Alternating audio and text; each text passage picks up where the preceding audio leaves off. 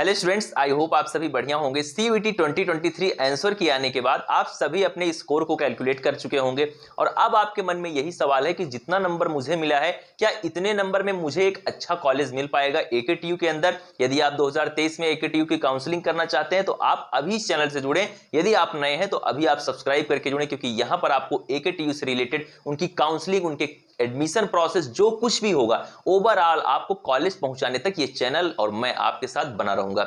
चलिए स्टार्ट करते हैं। बात आती है सबसे पहले जो मैं पॉइंट इसमें डिस्कस करने वाला हूं वो है आपका नॉर्मलाइज्ड स्कोर, आपके सीयूईटी का नॉर्मलाइज्ड स्कोर। और दूसरा जो मैं पॉइंट डिस्कस करूंगा वो ये चीज होगी कि इस एकेटीयू में यदि आपको एडमिशन चाहिए तो क्या रिक्वायरमेंट होगी आपकी, क्या सीयूईटी की रिक्वायरमेंट होगी, डोमेन की रिक्वायरमेंट होगी, आपके फॉर्म में क्या चीज होनी चाहिए जिससे आप एकेटीयू की काउंसलिंग कर पाएंगे। ये सारे पॉइंट में डिस्कस करने वाला हूं। वीडियो आपके लिए बहुत ज्यादा इंपॉर्टेंट होने वाली, इसलिए आप लोग बिल्कुल ध्यान से देखिएगा।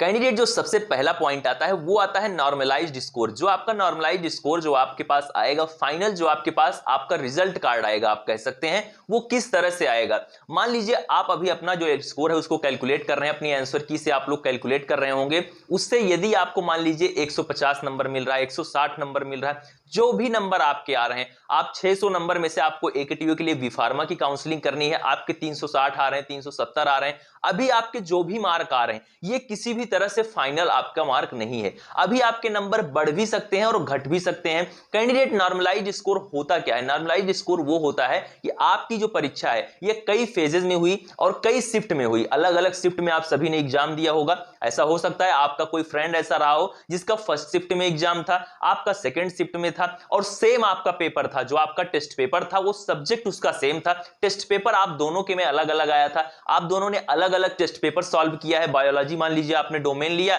और आप दोनों अलग अलग एग्जाम पेपर सॉल्व करके आए हैं। अब यहां बात यह आती है कि किसी का पेपर टफ था। यदि ये चीज आपको तभी अनुभव होगी जब आप पूरा स्कोर पढ़ के गए हैं, जब आप पूरा एग्जाम पेपर, पूरा पैटर्न जो भी था, जो भी सिलेबस था, जो डिफाइंड सिलेबस था आपका, यदि आप उसको पूरा पढ़ के गए हैं, अपने एनसीईआरटी से आपने सब कुछ पूरा पढ़ा था, तो आपको यह अंदाजा जरूर लग गया होगा कि जो पेपर आया था वो मेरे शिफ्ट में कौन सा पेपर टफ था, कौन सा पेपर इजी था। ये चीज तो आपको पता भी लग गई होगी। और नहीं भी पता लगी है तो एनटीए को यह चीज पता है, वो कैसे कैलकुलेट करता है मैं ये चीज आपको बताता हूं। कैंडिडेट नॉर्मलाइज्ड स्कोर ऐसे कैलकुलेट होता है, मान लीजिए किसी भी शिफ्ट का जो टॉप कैंडिडेट है उसका जो सबसे ज्यादा नंबर है, मतलब जो आपके शिफ्ट का टॉप कैंडिडेट है, पहले नंबर, दूसरे नंबर, तीसरे नंबर, वो उनका एक बाउंड्री होता है, वो कुछ कैंडिडेट को उठाते हैं। तो जो टॉप कैंडिडेट है, मान लीजिए वो किसी भी डोमेन से, जिसका मान लीजिए कि 200 नंबर है किसी भी डोमेन के लिए, उस डोमेन के लिए जो टॉप कैंडिडेट है वो 195 स्कोर करता है, 195 नंबर वो लाता है। और आपकी कोई ऐसी शिफ्ट थी उसका जो कैंडिडेट है वो 190 नंबर ही लाता है। एक में 195 आ रहा है टॉप कैंडिडेट का,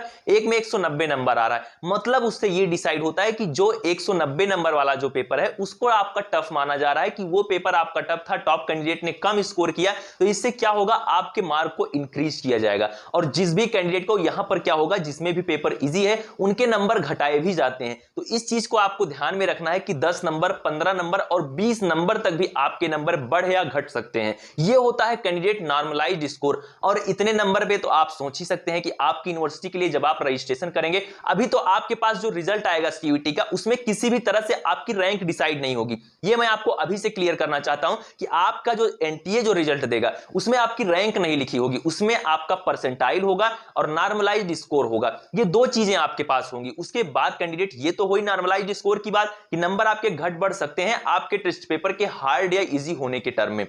अब यहां पर जो दूसरी बात आती है वो ये आती है कि फिर रैंक मुझे कैसे पता चलेगी और कितने नंबर पर मेरा सिलेक्शन होगा। मान लीजिए मैं एकेटीयू के लिए रजिस्ट्रेशन करता हूं, मान लीजिए एकेटीयू के लिए, जैसे कि आपका सीयूटी यूजी का बीफार्म आपके लिए एक क्या है, एक पॉपुलर कोर्स है। ज्यादातर जो स्टूडेंट होते हैं वो बीफार्मा के लिए होते हैं। लगभग आपके पास 800-900 प्लस कॉलेज हैं आपके पास, अब की बार 900 प्लस हो गई है कॉलेज की जो संख्या है। कैंडिडेट, ये तो हो गई नॉर्मलाइज्ड स्कोर की बात। अब ये बात आती है कि मेरा कितने नंबर पर सिलेक्शन होगा। रैंक तो आपके पास नहीं होगी, चलिए ये बात तो आपको क्लियर कर दिया मैंने कि रैंक आपके पास नहीं होगी, आपके पास नॉर्मलाइज्ड स्कोर और आपका क्या होगा, परसेंटाइल होगा आपके स्कोर कार्ड में, जो फाइनल स्कोर कार्ड आएगा उसमें भी। फिर यहां पर बात आती है आपके रैंक के लिए। जब आप एकेटीयू के अंदर रजिस्ट्रेशन अपना करते हैं, एकेटीयू के लिए आप रजिस्ट्रेशन करते हैं, मान लीजिए किसी भी कैंडिडेट का आप यदि 220 नंबर, 210 नंबर आप स्कोर करते हैं और आपके मन में यह सवाल है कि मुझे टॉप कॉलेज मिलेगा, मुझे एक अच्छा कॉलेज मिलेगा, ये नहीं मिलेगा। यह चीज आपकी ऐसे डिसाइड होगी कि जितने भी टॉप कैंडिडेट हैं वो कितना रजिस्ट्रेशन करते हैं हैं एकेटीयू के अंदर। एकेटीयू के अंदर कितने कितने नंबर वाला कैंडिडेट रजिस्ट्रेशन कर रहा है, इस चीज पे डिपेंड करेगा कितनी यूनिवर्सिटी की डिमांड है, कितने कैंडिडेट इंटरेस्टेड हैं। मान लीजिए कि 450 वाला रजिस्ट्रेशन ही नहीं कर रहा है एकेटीयू के अंदर में, तो आपके लिए कंपटीशन क्या है कि 450 वाला तो वैसे ही चला गया। तो इसीलिए आप लोग बिल्कुल भी अभी परेशान ना हो।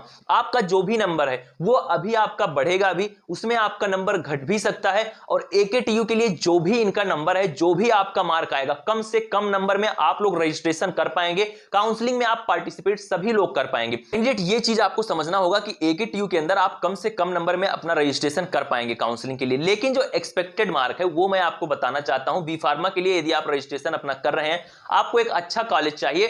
250 प्लस यदि आप स्कोर कर रहे हैं, आपको ऐसा लगता है कि मेरा 250 प्लस हो जाएगा, तो आपको एक अच्छा कॉलेज मिलेगा। पिछली बार कैंडिडेट जो 160 150 वाला कैंडिडेट है वो भी मेन कैंपस में पढ़ रहा है, लेकिन अब की बार ऐसा नहीं होगा। ऐसा इसलिए अब की बार नहीं होगा क्योंकि पिछली बार जो आपका मेन कैंपस था एकेटीयू का, और बहुत से ऐसे कॉलेज थे जो आपके एकेटीयू के रजिस्ट्रेशन एकेटीयू की काउंसलिंग में थर्ड राउंड में आए, सेकंड राउंड में आए, फर्स्ट राउंड में नहीं थे। तो जो टॉप कैंडिडेट थे उनको सीट अलॉट हो गई, और जब सीट एक बार आपको अलॉट हो गई और आपने फ्रीज कर दिया पेमेंट करने के बाद, फिर आपके पास कोई ऑप्शन बचता नहीं है, फिर आपको वो कॉलेज लेना ही लेना है। यदि आप वहां से लेफ्ट करते हैं तो आप पूरी रेगुलर राउंड की काउंसलिंग से बाहर हो जाएंगे। कैंडिडेट आपको बिल्कुल अभी परेशान नहीं होना है। यदि आप 250 प्लस स्कोर कर रहे हैं तो आप एक अच्छे कॉलेज की तरफ बिल्कुल बढ़ चुके हैं। आपको एक अच्छा कॉलेज बी फार्मा के अंदर एकेटीयू में आपको मिलने की पूरी संभावना है। अब यहां इसके बाद जो बात आती है, जो सबसे बड़ी बात आती है, वो है एलिजिबिलिटी की।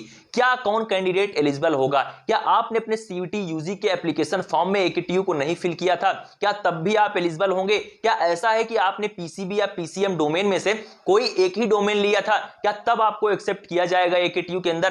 कैंडिडेट ऐसा बिल्कुल होने वाला है। आप लोग बिल्कुल चिंतित ना रहे, ये सबसे बड़ी गुड न्यूज है आप सभी के लिए कि आप सभी लोग एकेटीयू की काउंसलिंग कर पाएंगे। अब कुछ कैंडिडेट बोलेंगे कि सभी के लिए है तो इसमें नया क्या है? सभी के लिए नहीं है। बीएचयू ने बिल्कुल साफ कर दिया, यदि आपने अपने सीयूटी यूजी के एप्लीकेशन फॉर्म में उनको नहीं फिल किया था तो आप बीएचयू की काउंसलिंग नहीं कर सकते हैं। ये चीज आप क्लियर रखें कि इस मौका आपको कुछ ही यूनिवर्सिटीज दे रही हैं। डीयू भी आपको ये मौका दे रहा है, आपके पास एकेटीयू में भी ये अवसर होगा।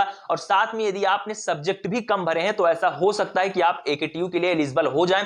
यदि आपके पास एक भी डोमेन है, पीसीएम पीसीबी में से आपके पास कोई एक भी डोमेन है, या जिस भी कोर्स में आप एडमिशन लेना चाह रहे हैं उसका कोई एक भी रिक्वायर्ड डोमेन, रिक्वायर्ड सब्जेक्ट आपके पास है, तब भी आप एकेटीयू में एडमिशन ले पाए, जो कि 2022 में ऐसा हो चुका है। तो हम ये एक्सपेक्ट कर रहे हैं कि 2023 में भी आपके साथ ऐसा ही होगा। बाकी यूनिवर्सिटी तो नहीं फिल किया था, तब आप काउंसलिंग 100% कर पाएंगे, इसके लिए मैं श्योर हूं। लेकिन जो सब्जेक्ट वाला भी क्राइटेरिया है, ये चीज एकेटीयू ने अभी कोई भी नोटिस नहीं दिया है, वो चीज मैं आपको बताऊंगा। साथ में एक इंपॉर्टेंट कोर्स बीटेक के लिए सवाल आ रहे हैं कि क्या मैं सीयूटी यूजी के मार्क पे बीटेक में एडमिशन ले सकता हूं? कैंडिडेट बिल्कुल नहीं। आपका जो सीयूटी यूजी के लिए जो मार्क कंसीडर किया जाएगा वो बीटेक के अलावा सभी यूजी कोर्सेज के लिए कंसीडर किया जाएगा। यदि आपको बीटेक फर्स्ट ईयर में एडमिशन चाहिए तो उसके लिए जेईई मेन की परीक्षा, लेटरल एंट्री में यदि आपको एडमिशन चाहिए उसके लिए आप सीयूटी यूजी के थ्रू आ सकते हैं। कैंडिडेट आपका स्कोर कितना भी कम हो, लेकिन आप लोग बिल्कुल पॉजिटिव रहें। आपके नंबर 200 आ रहे हैं, 150 आ रहे हैं, आपके 600 की बात कर रहा हूं मैं, 150 भी आ रहे हैं, तो आपको एकेटीयू का एक अच्छा कॉलेज मिल सकता है। आप थोड़ा सा इंतजार करेंगे तो आपको कॉलेज मिलेगा। वो चीज मैं आपको बताऊंगा कि आपको स्मार्टली कैसे काउंसलिंग करना है, कैसे सारे स्टेप आपको करने हैं। लेकिन अभी जो वक्त है, इस टाइम पर आपको वीडियोस देखने के साथ साथ, आप यूट्यूब पर सभी की वीडियोस देख रहे होंगे, उसके साथ ही आप डॉक्यूमेंट भी कलेक्ट करना स्टार्ट कर दें, क्योंकि ऑनलाइन डॉक्यूमेंट वेरिफिकेशन भी होगा। फिजिकल रिपोर्टिंग कॉलेज में डॉक्यूमेंट वेरिफिकेशन तो होता ही है, लेकिन आपको डॉक्यूमेंट वेरिफिकेशन जब आप रजिस्ट्रेशन करेंगे तब भी सारे डॉक्यूमेंट आपको अपलोड करने होंगे। इस चीज का आप ख्याल रखें कि एकेटीयू के लिए यदि आपका डॉक्यूमेंट वेरिफिकेशन नहीं होता है तो आपकी चॉइस फिलिंग खुलेगी ही नहीं। ये आपके लिए सबसे खराब बात है वो यही होती है कैंडिडेट के साथ, कि उनका सब कुछ सही होता है, डॉक्यूमेंट में कोई गलती हो जाती है और डॉक्यूमेंट वेरिफिकेशन हुआ नहीं तो भैया चॉइस फिलिंग खुलेगी नहीं। ये आप बिल्कुल निश्चित तौर पर मान के चलेंगे, और ऐसा पिछली बार भी हुआ और ऐसा हमेशा होता है, यही एकेटीयू का रूल है। तो इसीलिए आप सावधान रहें, सतर्क रहें। डॉक्यूमेंट आप लोग अभी से जुटाना स्टार्ट कर दें। डॉक्यूमेंट की वीडियो मैं पहले दे चुका हूं आपको, फिर भी मैं एक वीडियो देने वाला हूं कंप्लीट डॉक्यूमेंट की, आप लोग थोड़ा सा इंतजार करें। वीडियो आपको कल मिल जाएगी, निश्चित तौर पर मिल जाएगी। मिलते हैं नेक्स्ट वीडियो में। कोई भी आपका सवाल है तो डिस्क्रिप्शन में दिए गए इंस्टाग्राम अकाउंट पर मेरे पास आप मैसेज कर सकते हैं। साथ में इस वीडियो का फीडबैक आप कमेंट में जरूर दें। मिलते हैं नेक्स्ट वीडियो में। Thank you, love you all, नमस्कार।